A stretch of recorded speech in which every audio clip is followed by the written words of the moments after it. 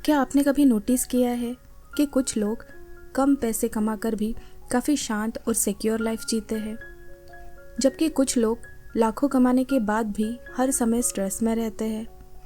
कुछ लोग धीरे धीरे फाइनेंशियली फ्री हो जाते हैं और कुछ लोग पूरी ज़िंदगी सैलरी आने का इंतज़ार करते रहते हैं।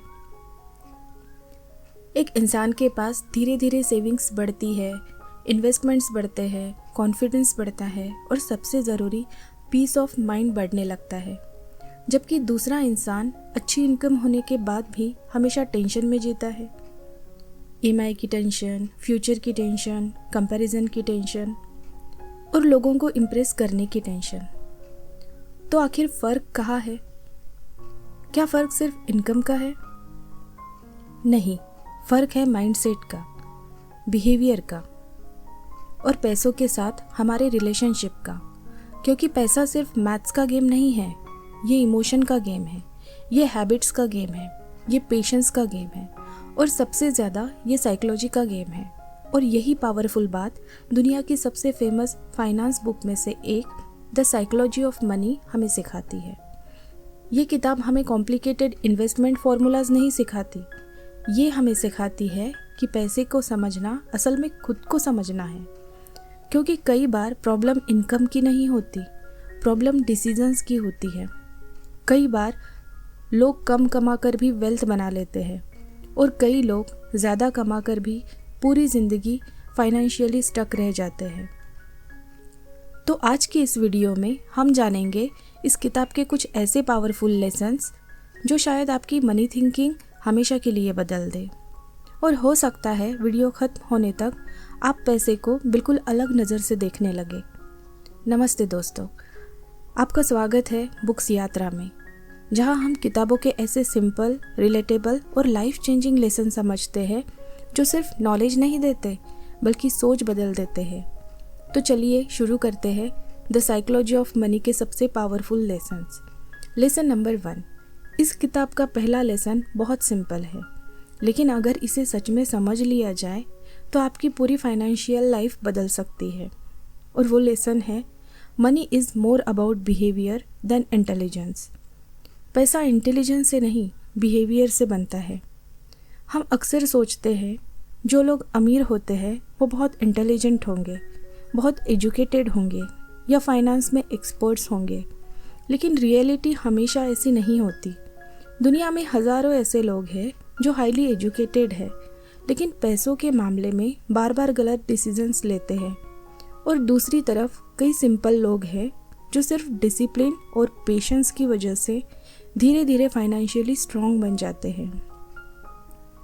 आपने भी शायद ऐसे लोग देखे होंगे जो सैलरी आते ही ऑनलाइन शॉपिंग शुरू कर देते हैं। हर नया फ़ोन चाहिए, हर नया ट्रेंड फॉलो करना है, लोगों को दिखाना है कि लाइफ परफेक्ट चल रही है। और कुछ ऐसे भी लोग हैं जो सेम सैलरी में भी थोड़ा सेविंग करते हैं, थोड़ा इन्वेस्ट करते हैं और फ्यूचर सिक्योर करने के बारे में सोचते हैं। शुरुआत में दोनों की लाइफ ऑलमोस्ट सेम दिखती है, लेकिन कुछ सालों बाद उनकी फाइनेंशियल लाइफ बिल्कुल अलग हो जाती है। पता है क्यों? क्योंकि पैसा नॉलेज से कम बिहेवियर से ज़्यादा बनता है। इसीलिए ऑथर कहते हैं money is a less about intelligence and more about behaviour. यानी वेल्थ बनाने के लिए सिर्फ स्मार्ट होना ज़रूरी नहीं है, ज़रूरी है इमोशनली स्टेबल होना। क्योंकि कई बार लोग नॉलेज होने के बावजूद भी फियर में गलत डिसीजंस लेते हैं, कभी ग्रीड में, कभी ईगो में, तो कभी कंपैरिजन में। और सच कहे तो फाइनेंशियल मिस्टेक अक्सर कैलकुलेटर से नहीं, इमोशंस से होती है। थोड़ा रुक कर सोचिए, क्या आप आपके फाइनेंशियल डिसीजन लॉजिक से लेते हैं या फिर इमोशंस से? दूसरा चैप्टर है मनी स्टोरी के बारे में। हर इंसान की मनी स्टोरी अलग होती है। हम अक्सर अपनी फाइनेंशियल लाइफ दूसरों से कंपेयर करते हैं। कोई एक्सपेंसिव कार खरीदता है तो हमें भी वही कार खरीदने की इच्छा होती है। कोई लग्जरी वैकेशन पर जाता है तो अचानक हमें भी अपनी लाइफ बोरिंग लगने लगती है। लेकिन हम एक बहुत इम्पॉर्टेंट बात भूल जाते हैं, हर इंसान की मनी स्टोरी अलग होती है। जिस इंसान ने बचपन में गरीबी देखी है वो पैसा बचा कर रखता है। जिस इंसान ने बचपन में अबंडेंस देखा है वो फ्रीली स्पेंड करता है। किसी ने अपने पेरेंट्स को स्ट्रगल करते देखा है तो वो फाइनेंशियली सिक्योर बनना चाहता है, और किसी ने हमेशा कंफर्ट देखा है तो उसके लिए पैसा सिर्फ एक एंजॉयमेंट का टूल बन जाता है। यानी हमारे एक्सपीरियंसेस हमारे मनी डिसीजन को शेप करते हैं। इसीलिए ऑथर कहते हैं, नेवर जज someone's financial decision without knowing their story. और यही वजह है कि कंपैरिजन कई बार हमारी सबसे बड़ी फाइनेंशियल मिस्टेक बन जाती है, क्योंकि सोशल मीडिया पर हम लोगों की हाइलाइट्स देखते हैं, उनकी रियलिटी नहीं। आप किसी की कार देखते हो लेकिन उसकी ईएमआई नहीं देखते। आप किसी की लाइफस्टाइल देखते हो लेकिन उसकी एंजाइटी नहीं देखते। और शायद यही रीज़न है कि आज बहुत लोग रिच तो दिखना चाहते हैं लेकिन वेल्दी बनना नहीं। एक सवाल खुद से पूछिए, क्या आप पैसा अपनी खुशी के लिए कमाना चाहते हो या सिर्फ लोगों को इम्प्रेस करने के लिए? चैप्टर नंबर 3 हमें कंपाउंडिंग का जादू सिखाता है। दोस्तों, अगर इस किताब का सबसे पावरफुल कॉन्सेप्ट कोई है तो वो है कंपाउंडिंग। लेकिन प्रॉब्लम ये है कि बहुत लोग कंपाउंडिंग को समझते ही नहीं, क्योंकि इसका मैजिक धीरे धीरे दिखता है। चलो इसे एक सिंपल एग्जाम्पल से समझते हैं। मान लो 2 दोस्त हैं। पहला दोस्त हर महीने थोड़ा थोड़ा इन्वेस्ट करता है। वो ओवरनाइट रिच बनने की कोशिश नहीं करता, बस कंसिस्टेंसी रखता है। दूसरा दोस्त हर समय शॉर्टकट ढूंढता है, कभी रिस्की ट्रेडिंग करता है तो कभी ओवरनाइट प्रॉफिट पाने के लिए रिस्की मनी स्कीम में इन्वेस्ट करता है। शुरुआत में दूसरा इंसान ज़्यादा सक्सेसफुल दिख सकता है, लेकिन सालों बाद पहले इंसान का छोटा इन्वेस्टमेंट स्नोबॉल की तरह ग्रो होने लगता है। यही कंपाउंडिंग का मैजिक है। पैसा अचानक नहीं बढ़ता, धीरे धीरे बढ़ता है। फिर एक समय आता है जब वही ग्रोथ एक्सपोनेंशियल हो जाती है। ठीक वैसे ही जैसे जिम में बॉडी बनती है। एक दिन एक्सरसाइज करने से कुछ नहीं बदलता, लेकिन सालों की कंसिस्टेंसी पूरी पर्सनालिटी बदल देती है। रिलेशनशिप्स भी ऐसे ही ग्रो होते हैं, हैबिट्स भी ऐसे ही बनती है, सेल्फ कॉन्फिडेंस भी ऐसे ही बढ़ता है। छोटे एक्शन जब लंबे समय तक रिपीट होते हैं तब एक्स्ट्राऑर्डिनरी रिजल्ट्स बनते हैं। दुनिया के सबसे बड़े इन्वेस्टर में से एक वॉरेन बफेट की वेल्थ का बड़ा हिस्सा सिर्फ उनकी इन्वेस्टमेंट स्किल से नहीं आया, बल्कि टाइम और कंपाउंडिंग की वजह से आया। उन्होंने डिकेड्स तक अपने पैसे को ग्रो होने का टाइम दिया। इसीलिए ऑथर कहते हैं, getting wealthy is not about being brilliant, it's about being patient. लेकिन आज की दुनिया में पेशेंस रेयर हो चुका है। सबको जल्दी रिजल्ट्स चाहिए, जल्दी पैसा चाहिए, जल्दी सक्सेस चाहिए, जल्दी लग्जरी लाइफ चाहिए। और इसी जल्दबाजी में लोग अपना पैसा भी खो देते हैं और पीस भी। थोड़ा सोचिए, क्या आपकी लाइफ में कोई ऐसी हैबिट है जो अगर कंसिस्टेंटली कंटिन्यू हो जाए तो 5 साल बाद आपकी पूरी लाइफ बदल सकती है? चैप्टर नंबर 4, जिसमें हम लक और रिस्क को समझेंगे। जब भी हम किसी सक्सेसफुल इंसान को देखते हैं तो अक्सर सोचते हैं इसने ज़रूर बहुत स्मार्ट डिसीजंस लिए होंगे, लेकिन पूरी सच्चाई सिर्फ इतनी नहीं होती, क्योंकि हर सक्सेस में थोड़ा लक भी शामिल होता है। और हर फेलियर सिर्फ रॉन्ग डिसीजन की वजह से नहीं होता।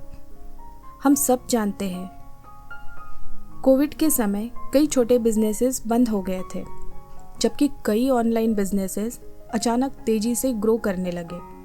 मेहनत दोनों तरफ थी, लेकिन टाइमिंग अलग थी, सिचुएशन अलग थी, सर्कमस्टेंसेस अलग थे।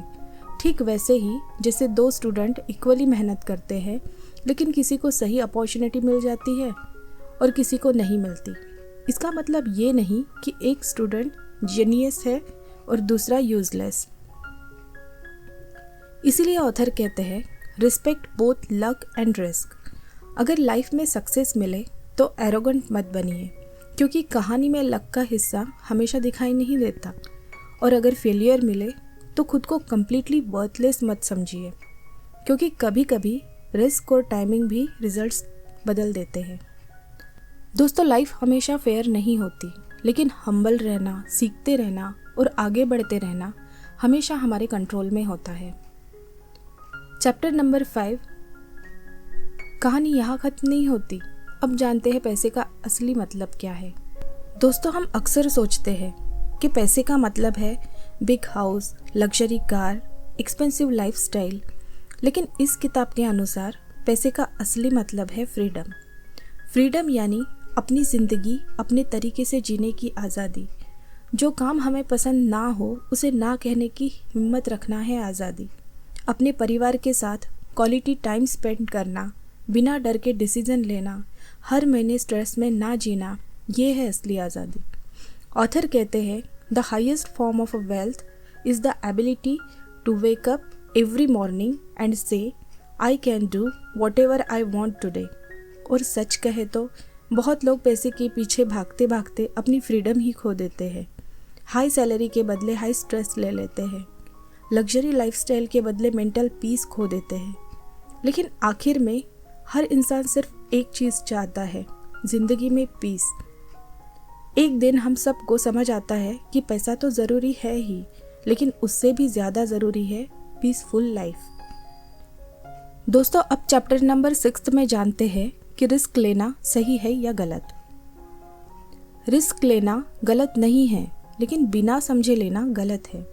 हमारी ज़िंदगी में पैसा बढ़ाने के लिए कुछ बड़े डिसीजंस लेने पड़ते हैं, लेकिन प्रॉब्लम ये है कि बहुत लोग रिस्क का मतलब समझते हैं कि सब कुछ दांव पर लगा देना, जो बिल्कुल भी सही नहीं है।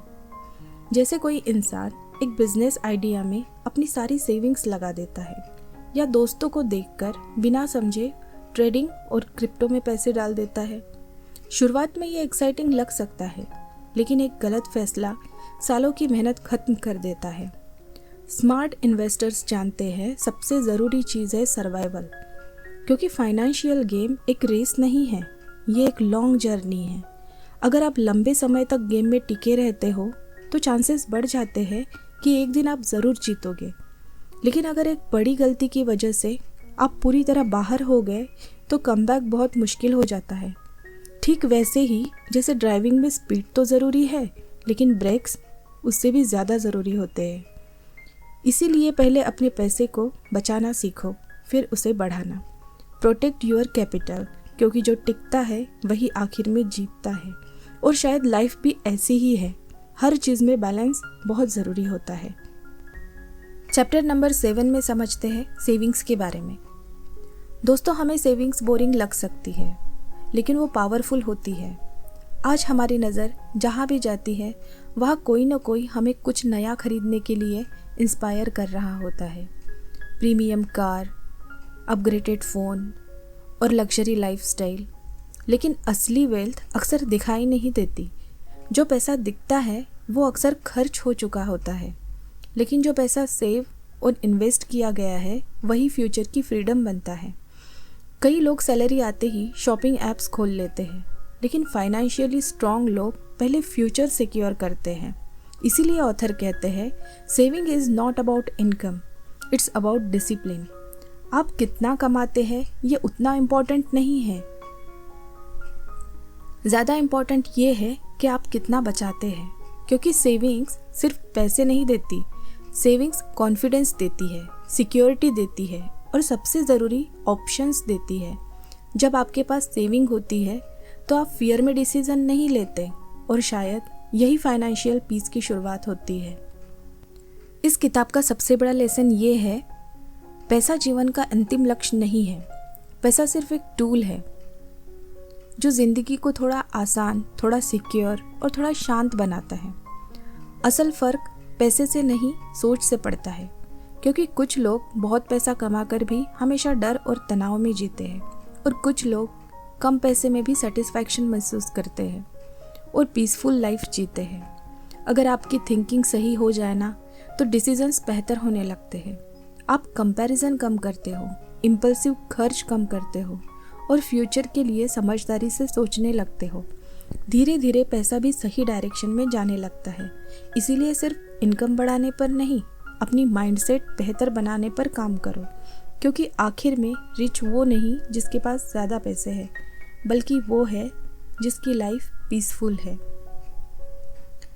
अगर आपको ऐसी किताबों की सिंपल, रिलेटेबल और लाइफ चेंजिंग समरीज पसंद है तो मेरे यूट्यूब चैनल बुक्स यात्रा को सब्सक्राइब ज़रूर करें, क्योंकि यहाँ हम सिर्फ किताबों की बातें नहीं करते, हम उन आइडियाज़ की बातें करते हैं जो आपकी सोच बदल सकते हैं और ज़िंदगी को बेहतर दिशा दे सकते हैं। अगर आप भी अपनी सोच, अपनी हैबिट और अपनी फाइनेंशियल लाइफ बेहतर बनाना चाहते हैं तो इस जर्नी का हिस्सा ज़रूर बनिए। और हमेशा याद रखिए, पैसा कमाना उतना मुश्किल नहीं है जितना पैसे को सही तरीके से समझना, क्योंकि इंसान धीरे धीरे पैसे को समझना सीख जाता है, वही एक दिन फाइनेंशियली फ्री बन जाता है। हम फिर मिलेंगे एक नई किताब, एक नए विचार और एक नई सीख के साथ। तब तक के लिए धन्यवाद।